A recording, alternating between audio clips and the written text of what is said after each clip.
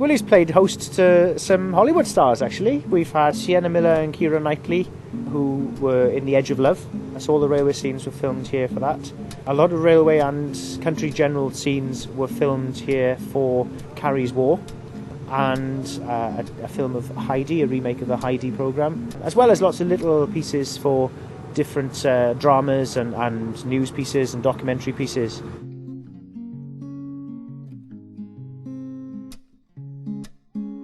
You tend to keep in the background when you're driving the locomotive for these film shoots. They don't like you hanging out of the footplate and waving at them. They make you keep in, out of the way.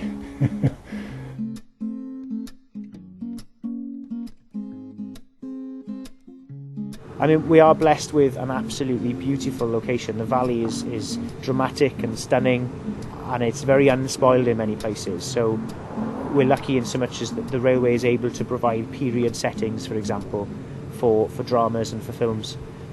We're also quite flexible. Because we're a small organisation, I think a lot of filming companies particularly like this railway, because if they want a train to be doing this particular shot for 10 takes, then that's what it takes. Whereas some of the bigger organisations, they have more pressures to maintain timetables, etc., etc.